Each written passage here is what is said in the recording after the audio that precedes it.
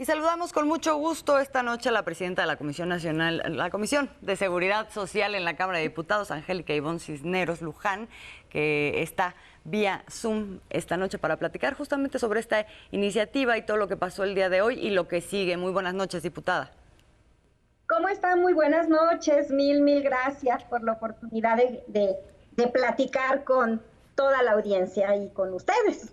Sí, consideramos que es muy importante ya que se ha generado mucho ruido alrededor de la iniciativa y pensamos que es muy importante que nuestras audiencias comprendan a cabalidad de qué se trata todo esto. En primera instancia, diputada, esto que pasó el día de hoy, nada más para darnos una idea de lo que sigue.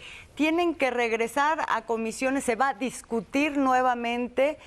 Hubo una modificación sustantiva de lo que ya había sido aprobado. ¿Cómo están ahí las cosas? No, el día de mañana vamos a tener sesión de junta directiva y también sesión del pleno de la comisión.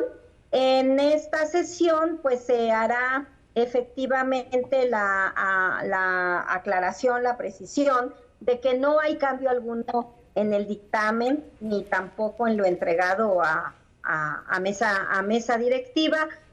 Probablemente hubo ahí, ya en su momento se verá, pero me parece que no es lo sustantivo, alguna confusión de alguien, no lo sabemos, porque no hemos entrado a ese análisis, no creo que sea en este momento lo esencial, de tal manera que hay una diferencia entre lo entregado y lo publicado. Pero el día de mañana pues se podrá volver a revisar. Además ahí está la versión estenográfica de lo que fue aprobado en la sesión pasada y con toda seguridad quedará hecha la aclaración para que lo podamos discutir cabalmente el próximo lunes como la mesa directiva lo ha indicado.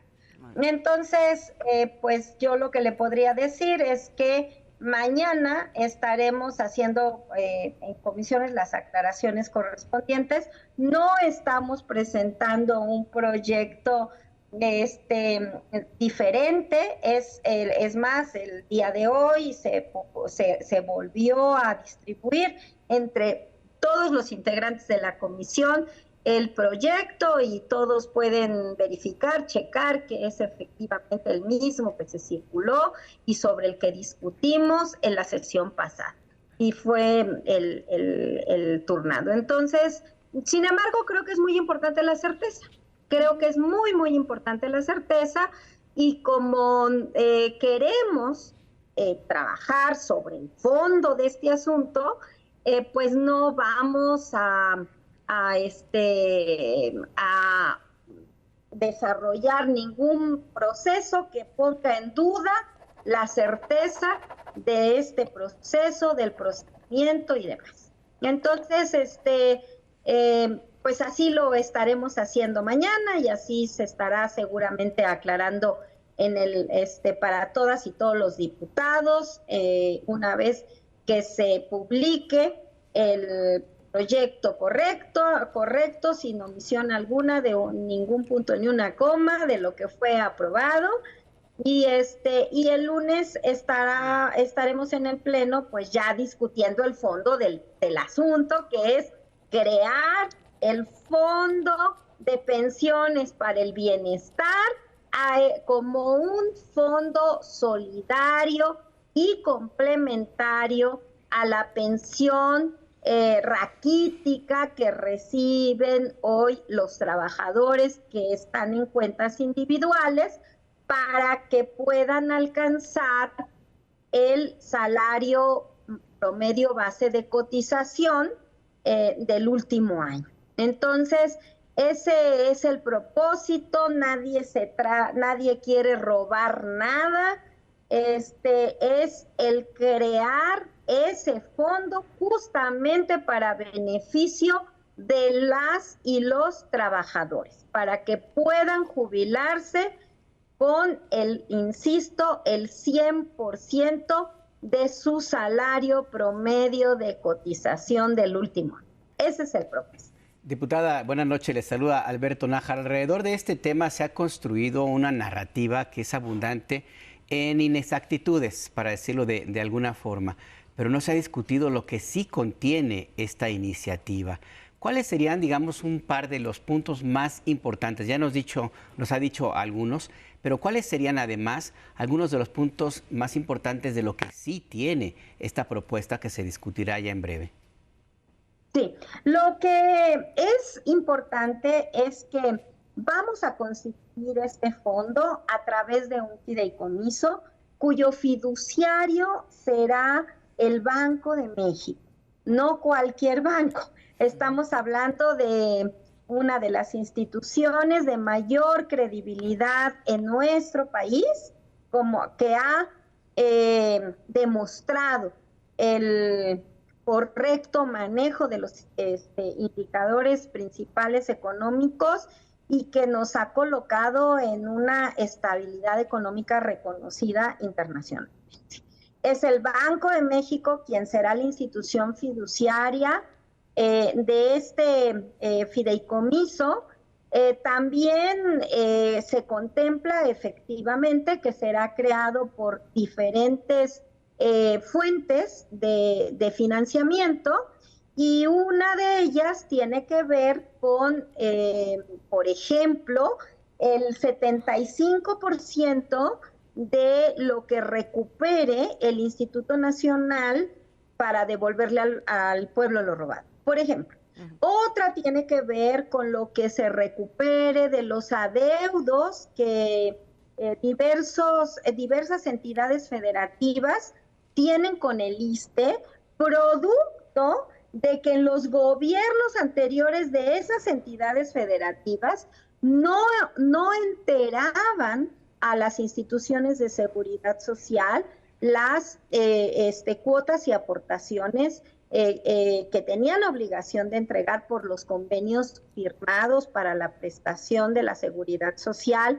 ya sea en el propio gobierno estatal, en gobiernos municipales, etcétera. Entonces, de esto se tiene detectado que al menos hay 9,000 millones de pesos, un poco más de 9,000 millones de adeudos, y bueno, se está estableciendo la posibilidad de eliminar multas y recargos de estos adeudos a efecto de incentivar que ya podamos resolver de fondo ese problema, lo cual además va a ayudar a sanear las finanzas públicas de esas entidades federativas. Esto va en mucha correlación con el artículo 3º transitorio que se plantea en la reforma constitucional, por ejemplo, ¿no? Sí quiero decirle que para quienes han venido diciendo que esto es improvisado, no es improvisado, y no quiere decir que lo hayamos sacado hace muy poco tiempo. O sea, en la Comisión de Seguridad Social tenemos exactamente un año discutiendo las diferentes alternativas para resarcirle a los trabajadores que se van a jubilar, pues estos problemas que ha generado esta reforma neoliberal a las pensiones de 1997 y de 2007. Y qué mejor prueba que ahí están públicas todos los eventos que hicimos con motivo de la Semana Nacional de Seguridad Social de 2023, que precisamente abordó el tema de esa semana, que tiene que hacerse por norma publicada en el Diario Oficial de la Federación. Lo hacemos las instituciones de seguridad social, el Senado, nosotros. Precisamente el tema fue destinado al análisis y perspectivas de los sistemas de pensiones en México, y tuvimos una gran concurrencia y hubieron muchísimos puntos de vista respecto de cómo abordar esto, y hubo una coincidencia de todas las instituciones, pero también de los sindicatos, etcétera. O sea, no se ha logrado la tasa de reemplazo que se ofreció con esas reformas del 97 y del 2007. Se ofreció que al pasar a ser manejados los ahorros de los trabajadores por las administradoras de fondos, habría muchísimo mayor eficiencia, eficacia, transparencia, una mejor inversión, que además se incentivaría que las personas ahorraran adicionalmente en esa cuenta y que al retirarse se iban a garantizar al menos el 90% de su salario de cotización, es decir, una tasa de reemplazo del 90%.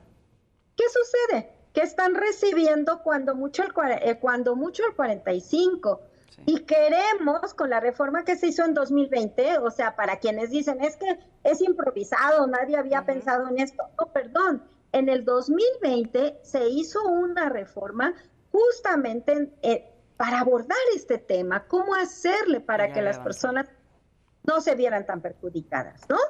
Entonces, en el 2020, una de las cosas que se aprobó en coordinación con el sector empresarial, con los patrones, es que se incrementaría la cuota de patronal de manera progresiva a partir de 2024 y hasta 2030, lo cual ya está empezando a suceder. Pero con eso lo más que vamos a llegar a 2030 es que la gente reciba, en lugar del 35, del 40, del 45% de su salario, que reciba el 60%.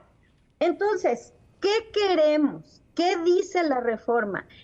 Este es un fondo solidario, complementario, para que la gente, los trabajadores que se van a jubilar, que ingresaron a laborar a partir de que se aprobó la reforma del 97 y los que están en cuentas individuales en el ISSSTE, puedan alcanzar, insisto, el 100% de su salario promedio de cotización. Estamos hablando, diputada, de la totalidad del universo de las personas o trabajadores que se encuentran en esa condición. Exactamente, en esa condición. Más o menos, ¿cuántos son? Es importante señalar varias cosas. Una, a ver, en el caso del ISSSTE, esto no tiene que ver con las personas que optaron por el artículo 10º transitorio y que afortunadamente tienen mejores condiciones de jubilación. Estamos hablando de las personas que están en cuentas individuales. No estamos hablando tampoco, hay que decirlo con mucha claridad, de las personas que ya están jubiladas. Tampoco estamos hablando de las personas de régimen IMSS que se jubilaron antes de la reforma del 97. Estamos hablando de las personas que tienen, que entraron a laborar ya bajo este nuevo régimen de cuentas individuales. De ellos estamos hablando que desde luego pues son las personas más afectadas por esta reforma neoliberal. Pues le agradecemos mucho, diputada, que nos haya tomado esta comunicación para poder aclarar esos puntos, que quede bien claritita a la población de qué se trata todo esto. Estaremos pendientes a ver qué ocurre el lunes con esta nueva discusión en el Pleno y le mandamos un saludo. Muy buena noche. Muy buenas noches y gracias por la oportunidad y siempre a sus órdenes.